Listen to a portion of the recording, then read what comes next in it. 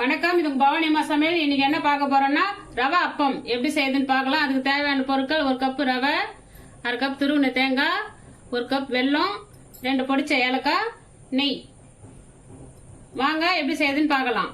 அதுக்கு முதல்ல 1 கப் வெல்லம் போட்டுடணும். வெல்லம் எடுத்த கப்லயே 1 கப் தண்ணி ஊற்றிக்கலாம். வெல்லம் கரையட்டும். கொதிச்சா போதும், வெல்லம் கரைஞ்சா போதும், பாகு பதெல்லாம் தேவையில்லை. வெல்லம் நல்லா கரைஞ்சிடுச்சு. இப்போ ஸ்டவ் ஆஃப் பண்ணிடலாம். ரவை 1 கப் பவுலில் கொட்டிக்கலாம். கொதிக்க வச்ச வெள்ளைப்பாக இதில் வடிகட்டிக்கலாம். வடிகட்டினால தூசு எதுனா இருந்ததுன்னா இதில் ஃபில்டர் ஆகிடும்.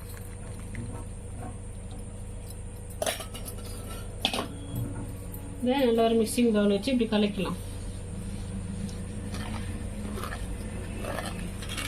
நல்லா இப்படி கலந்து விட்டுக்கணும். இது ஒரு 10 நிமிஷம் அப்படியே இருக்கட்டும். 10 நிமிஷம் ஆயிடுச்சான்னு பார்க்கலாம். நல்லா ஆறி இருக்குது. இதை மிக்சியில் மாற்றிக்கலாம். 1/6 கப்பு தேங்காய், துருவின தேங்காய், ஏலக்காய் 2 போட்டு அரைச்சி எடுத்துக்கலாம். அரைச்சி எடுத்து வச்சு இதை பவுலில் மாற்றிக்கலாம். இதோட 1 ஸ்பூன் நெய் ஊற்றிக்கலாம். நல்லா வாசனையாக இருக்கும். நல்லா இதை கலந்து விட்டுக்கணும். நல்லா கலந்து விட்டுட்டு 10 நிமிஷம் ஊறணும்.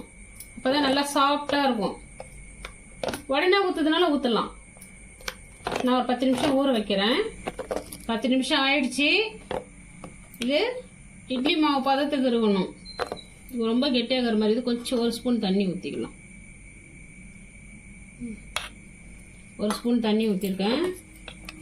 அதில் கலக்கிட்டு எண்ணெயில் விட்டுட வேண்டியது தான்.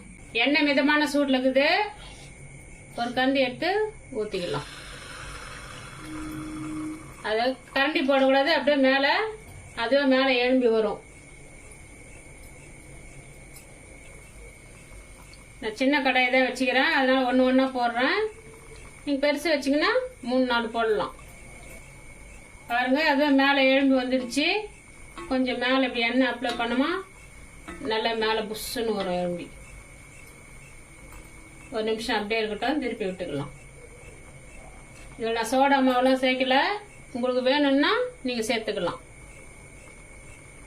நல்லா ஒரு பக்கம் சவந்து வந்துச்சு. இன்னொரு பக்கம் திருப்பி விட்டுக்கலாம்.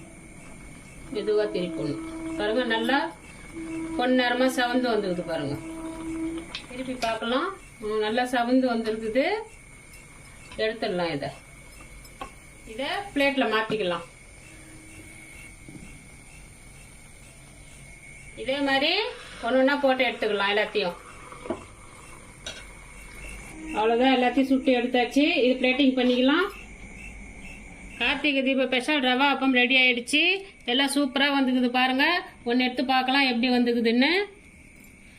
பாருங்க, எப்படி சொல்லியா நல்லா புசு புசுன்னு இருக்குது. சாஃப்டாக இருக்குது. இதே மாதிரி நீங்கள் வீட்டில் செஞ்சு சாப்பிட்டு பார்த்துட்டு எப்படி வந்ததுன்னு கமெண்ட் செக்ஷனில் சொல்லுங்கள். இந்த வீடியோ பிடிச்சிருந்தா லைக் பண்ணுங்கள், ஷேர் பண்ணுங்கள், மறக்காமல் சப்ஸ்கிரைப் பண்ணிடுங்க. நன்றி, வணக்கம்.